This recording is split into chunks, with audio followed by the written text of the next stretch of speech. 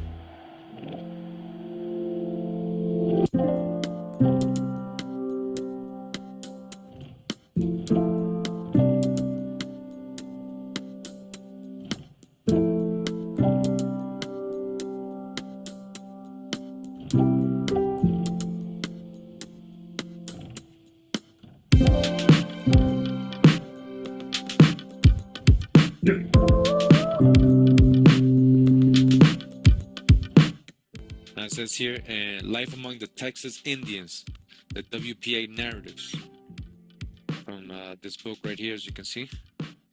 All right, so it says in this part right here, this book, it says, on August 2nd, 1937, there was a human skeleton discovered deposited in a crevice of limestone rock in Atoka County. This location being within the boundary of the hunting grounds in which the Comanche Indians were permitted to use as their hunting grounds for 90 days. At that time, permission was given. A band of Creek Indians was hunting in different locations in Pittsburgh County without permission, which caused some trouble between the Choctaw and Creek Indians. In all probability, the Comanche Indians at their usual hunting season camped at this particular place. The human skull and skeleton shows that probably he was a Negro Indian type. He was probably a Negro Indian type, and indicated that he was shot with a bow and arrow, the arrowhead being the type that Comanches used. The point of the arrowhead entering the body extends into the backbone, and the point of the arrowhead still remains in the backbone of the skeleton. Beads and other ornaments found with the skeleton show the type that a Creek Negro Indian wore in those days. Again, a Negro Creek Indian, the type of clothes and the beads and the ornaments. All right, more correlation. This is from the Historical Collections of Georgia, containing the most interesting facts, says here. Historical Collections of Georgia. And this is Tustenugi Imatla. I hope I'm saying that right. A Creek warrior, and this is what he looks like. You see, do you remember who you are? You see this? So when we're talking about Indians, remember, we're talking about the copper-colored tribes of America. And let me just read the story here. It says here that He was a full-blooded Creek and was born on the Tallapoosa River about the year 1793. He was familiarly known by the name of Jim Boy, who was properly entitled to that which we have placed at the head of this article. Tustenuge, meaning warrior, and Emathla, which signifies next to the warrior. When the war broke out in 1811 between the Creeks and Americans, he was too young to wield the tomahawk, but was permitted to follow the warriors. When the Creeks became divided into two parties, one of whom was friendly to the Americans and the other hostile and unwilling to emigrate, Tustenugi Emathla attached himself to the former party. In the Florida War, he rendered important services. His family, consisting of a wife and 9 children, were among the unfortunate persons who were on board the steamboat Monmouth when that vessel sunk, and 236 of the Creeks, including 4 of the children of Tustenugi Emathla, were drowned. All right, so unfortunate, right? What happened? We're talking about 236 Creeks. Now, was this an accident or was this something somebody, made happen? But we can never forget the ancestors, right? And these aren't Africans. He was not an African. Again, was a full-blooded Creek. What does full-blooded mean? It means both his parents are Creeks, not just his mom, not just his dad, both of them are Creeks. He's full-blooded Creek. This is what he looked like. All right? So the Creeks, most of them you can trace back, if you really go into the research, over to Mexico, along with the Muskogee speaking tribes of the South Confederate, the Creeks, you can trace them back to Michoacan, I believe, in Mexico. I'm in the book here from the Smithsonian Institution Bureau of American Ethnology, Bulletin 73. It says The Early History of the Creek Indians and Their Neighbors by John R. Swanson. All right. And it says here on page 43, it says the Spaniards have visited several regions of that vast country, and they're like, I believe, in the area of South Carolina, North Carolina, where they first arrived in the 1500s. You caught my past videos. They're called Arambi, Guaycaya, Guajate, Tansaca, and Pajor. Do you know the name? Do you ever heard of these names, these tribes? The color of the inhabitants is what? Dark brown. The color of the inhabitants is dark brown. And many Native Americans of today will I got a lot of controversy on my TikToks post here lately behind me sharing information like this from the modern Native Americans. They want to use this word Wabo, W-A-B-O. I guess it's a derogatory word for so-called Black people to try to call us the N-word or something. I don't know what it means, but if somebody know what that word means, leave a comment, tell me what that word means. Dark brown. None of them have any system of writing, but they preserve traditions of great antiquity in rhymes and chants. So we got inhabitants who are dark brown, who be rhyming and chanting. Rhyming, right? Rhyming, freestyling, chanting, yeah. Rhymes, dark brown. Put it together. Dancing and physical exercises are held in honor, and they are passionately fond of ball games. They're very fond of ball games. Who does this sound like? Let's go again. Inhabitants are dark brown, right? They pass their time in rhymes and chants, and they're very fond of ball games, in which they exhibit the greatest skill. They're very good at it, too. All right? They're very good at it. They're fond of ball games, and they're very good at it. They're dark brown. Their complexion is dark brown, and they be rhyming. Who they talking about? So-called Negro? Says here, the Black Americans suing to reclaim their Native American identity. All right, so let's get into this article. So we got to dodge the hijack all the time, as it says here, their ancestors were Black slaves owned by Native Americans. So we already know that's completely false, because we know, right, just like Webster's dictionary tells us, that the original Americans, right, were the copper-colored tribes of America. And we're going to be talking about Creeks, right? So we just got this. This is what a Creek looks like. This is a real Creek warrior, Tustenugi Imafla. All right, so you can see, all right, this is what a Creek looks like. They weren't slaves, all right? The Creeks were so-called Negro, and they were coming from Mexico, as we've seen in the last video parts, all right, and all the books we've read. All right, so let's get on with the article. Make sure y'all looking at the skin complexion of these people as this man gives you all these images. Because a lot of people want to hate, and we came from slave ships, et cetera, et cetera. But the proof is in the mounds, the pyramids, the ancient artifacts, the ancient texts. You have European scholars who have wrote many books, many books before any of our time, who were honest enough to tell the truth of what the people looked like that they saw when they first arrived there. Then you have the modern day lies that are taught in school systems that are passed down from generation to generation. So know thy difference and know thyself. The last video parts, all right, and all the books we've read. All right, so let's get on with the article. It says here, Johnny Mae Austin and her grandson Demario Solomon Simons can tell you everything about their ancestry. They can go back as far as 1810, the year Solomon Simons' great-great-great-great-grandfather, Cow Tom, was born. With undeniable pride, they recount the man's feats of bravery during the Civil War, his leadership with Oklahoma's Creek population.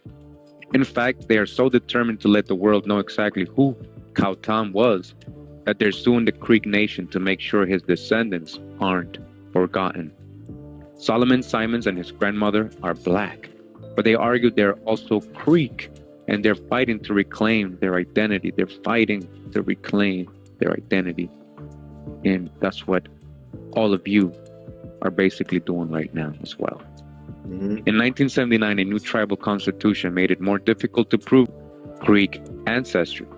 Black Creeks, in particular, found it almost impossible to claim the identity of their ancestors, and as a result, thousands lost their Creek citizenship. In August 2018, Solomon Simons, the lead attorney representing 6 named plaintiffs, including his grandmother, filed a lawsuit against the Muskogee Creek Nation and the Interior Department to fully restore the citizenship of Black Creeks. Dodge the hijack with black. As a result, a minority group is suing another minority group for inclusion in the indigenous minority group. And to settle this peculiar case, one has to go back nearly 200 years. Basically, the truth is being revealed, and now our people want what's rightfully ours. And you have these modern day so-called Native Americans that have been taught by Europeans and their ancestors from generational lives from Europeans, so-called white people, that they are the indigenous or that they are the natives, which that is a false narrative. This is our land. We've always been here. They didn't take us from slave ships. We were prisoners of war here on this soil. The first generation knew who we were. Second generation was raised in the household. Third generation was taught to call the European white man, that they were African American, Negroes, colored, et cetera, passed down from generation to generation to now. We must know this truth, and we're going to expose this truth. All right.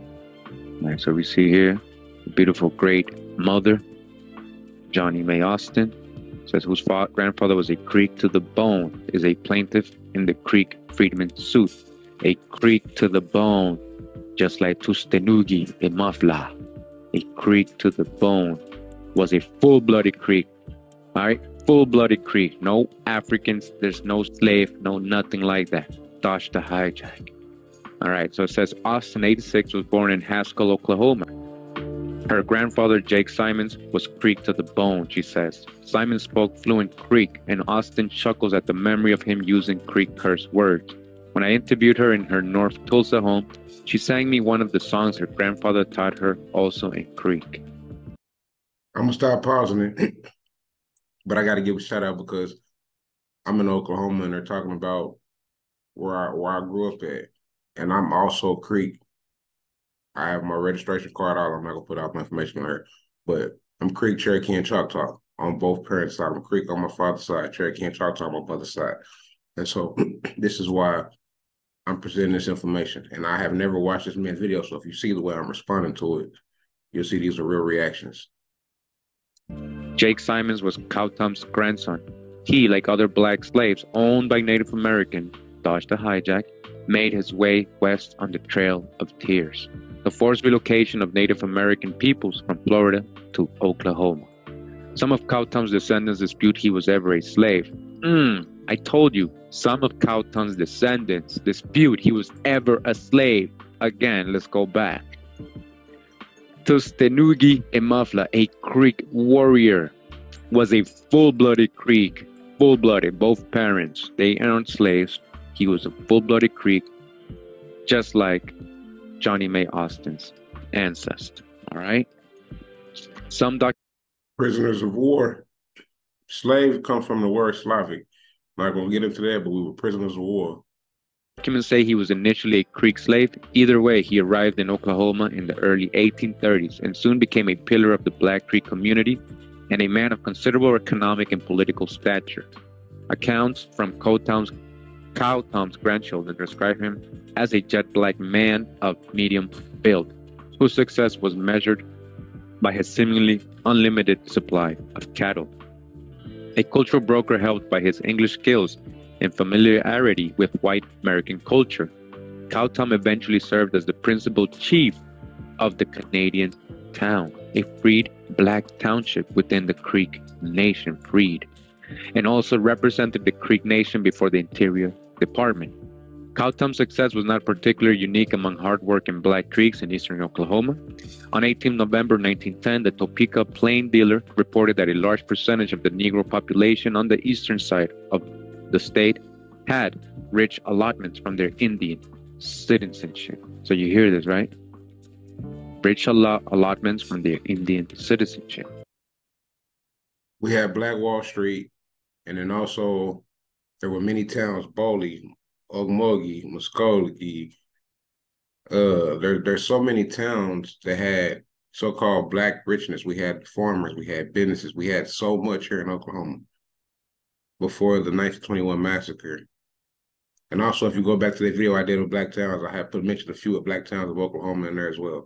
But I'm going to put pause in here shortly, but I love information.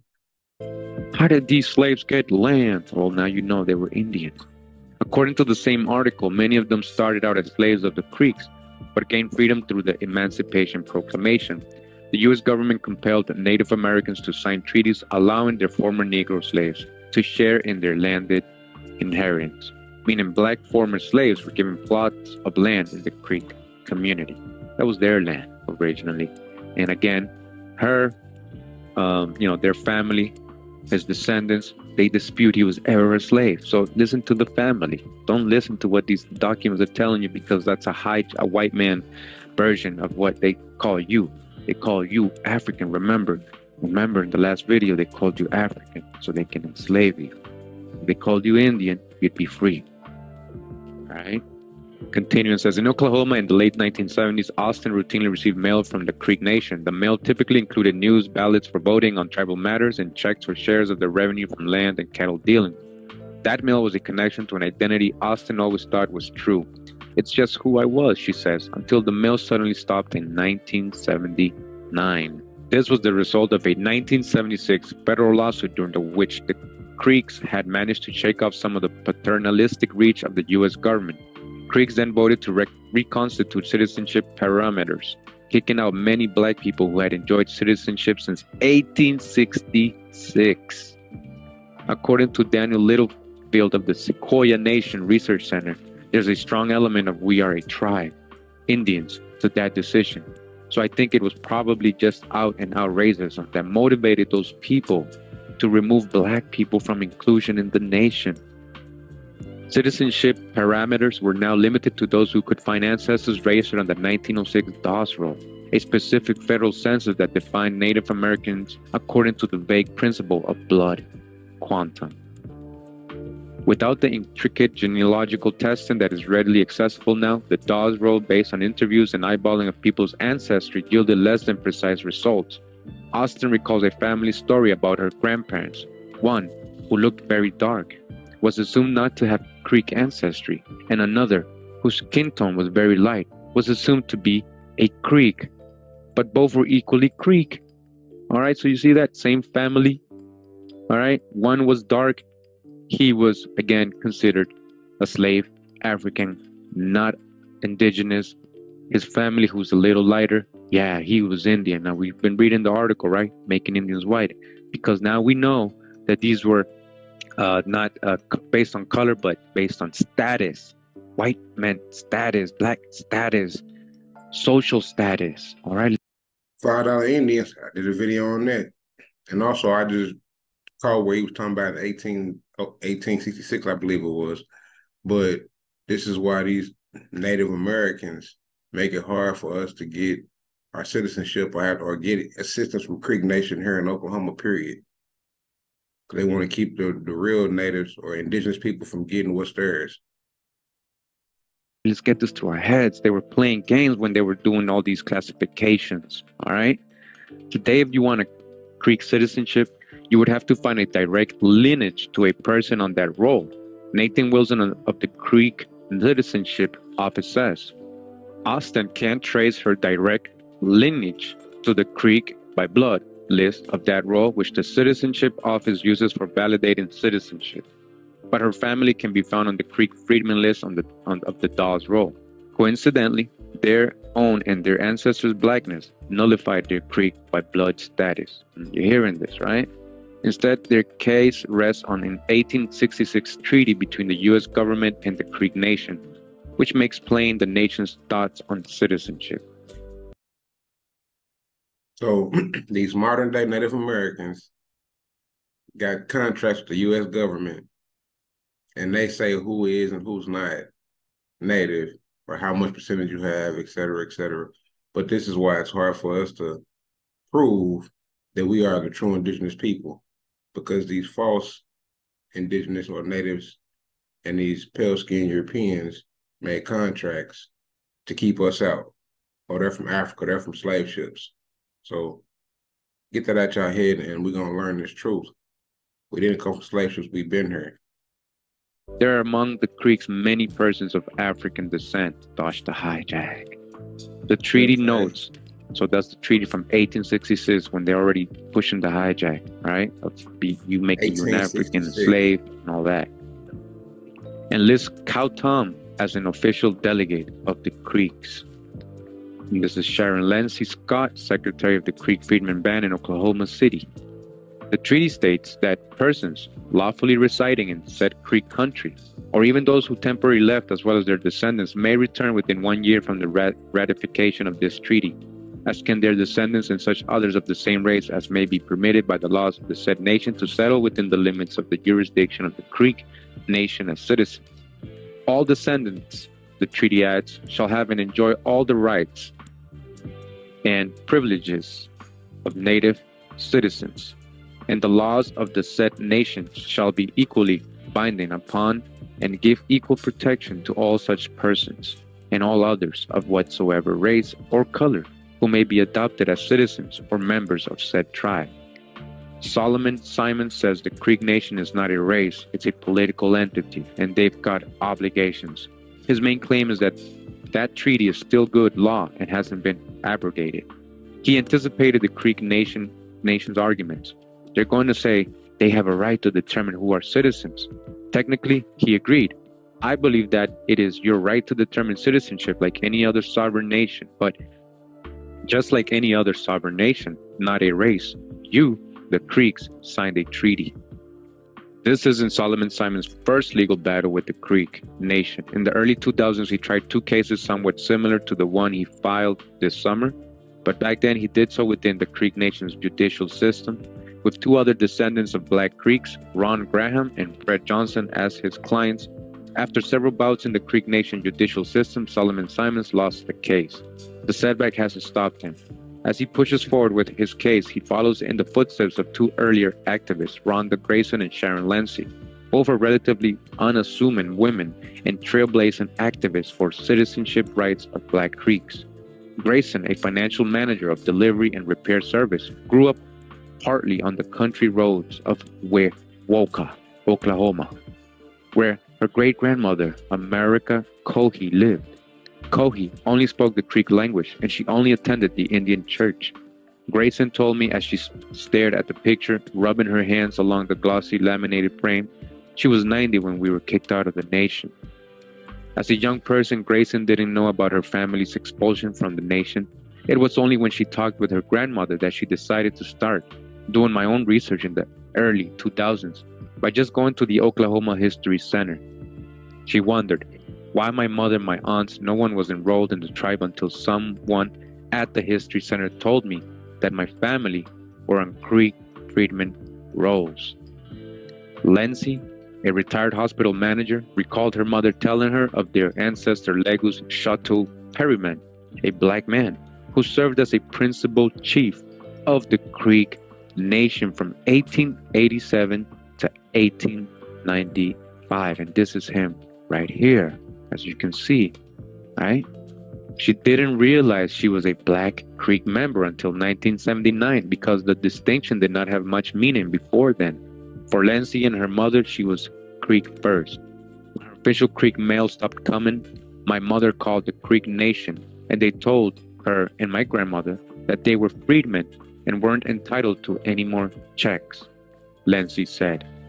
Lindsay showed me a 1980 letter from the Department of the Interior's Bureau of Indian Affairs, which only affirmed what the nation told her mother. Despite numerous denied citizenship applications, Lindsay holds fast to something her mother told her. Don't forget your heritage. All right, I'm going to stop right here, and I want everybody to pay attention to. All right, this is what Lindsay's mom told her, right? A Creek Indian, an American. She knew who she was, and she made sure her daughter, right? She told her, don't forget your heritage, and don't let anyone tell you anything different. All right? So remember, Drop Nation, Mashahab to King Drop. If they can't tell you who you are, how can they tell you who you're not? All right? She and Grayson joined forces with other Creek descendants in 2012 to file for recognition, host national conferences, and create a documentary currently in development on the history of Creek freedmen. Now, as named plaintiffs in Solomon Simon's lawsuit, their motivation is clear. They want visibility. We are left out of Oklahoma history, Grayson says. It is a missing piece of history, and it's a valuable piece of history. Oklahoma history can't be history without the Creek freedmen. According to Alina Roberts of the University of Pittsburgh, Native American nations have always had this fear, and a valid fear, that when they accept Black people as part of their tribe, they are seen as not Indian first. So this is a valid fear. I mean, if they're not the original Indians, why should they fear that? All right. Robert explains that Indianness is self-imposed as well as imposed from the outside. These nations have their own sense of who they are based on their culture and traditions they have retained, but also by the way they are legally recognized either by the state or federal government. This legal recognition, which often meant that unfair takeover of settled land, represents an imposition from outsiders, white outsiders, as to how much culture they're retaining.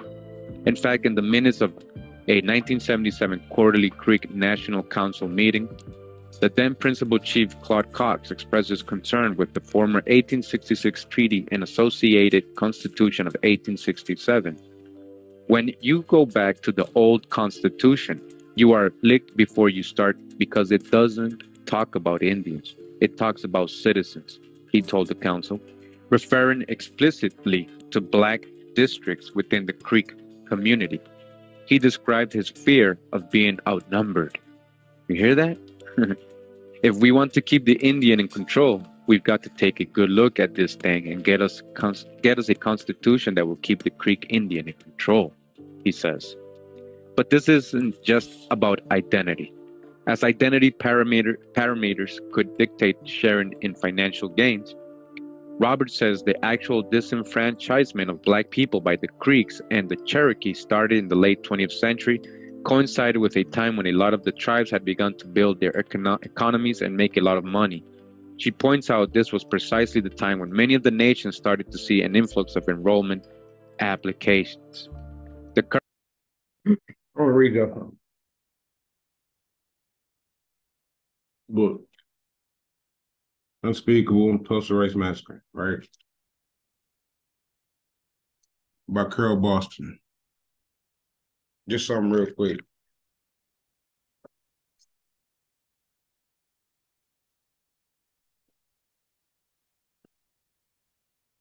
Read y'all this page right here.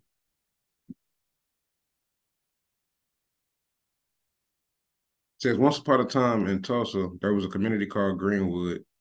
Its residents descended from Black Indians, from formerly enslaved people, and from exodusters who moved west in the late 1800s, fleeing the violence and racism in segregated South. But it says, residents descended from Black Indians. Great book.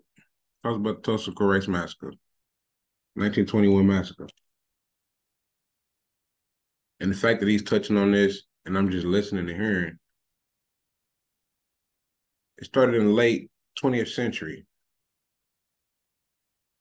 Our ancestors knew who we were.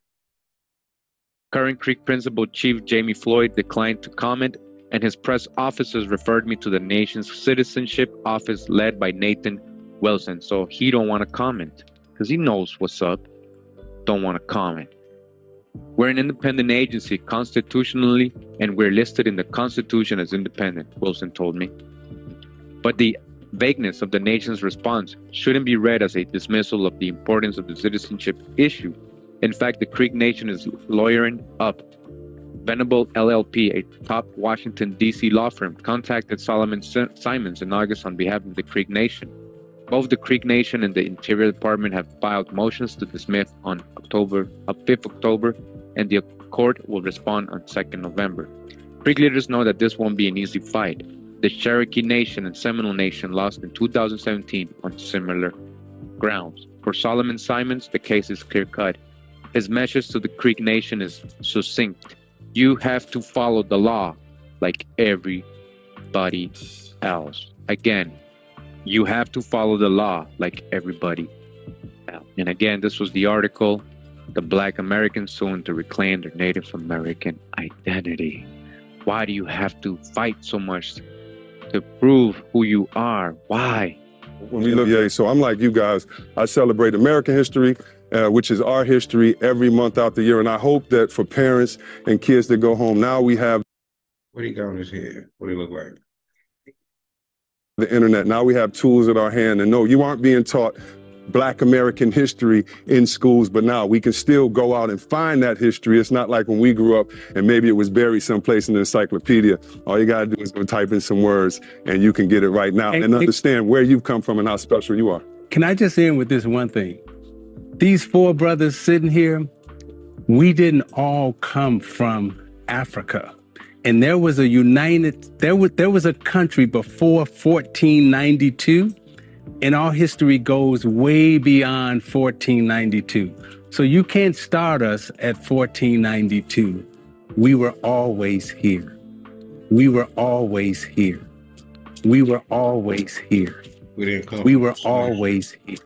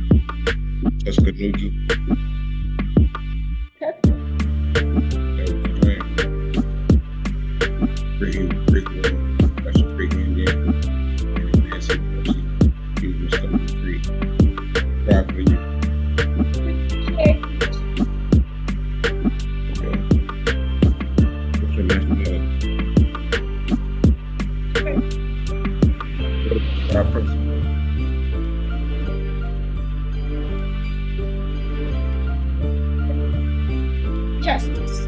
That's right. I guess we're gonna end it right here, family. Leave a comment. Tell them what they can do. Like, comment, subscribe, follow, share, like she said. Peace and love, family.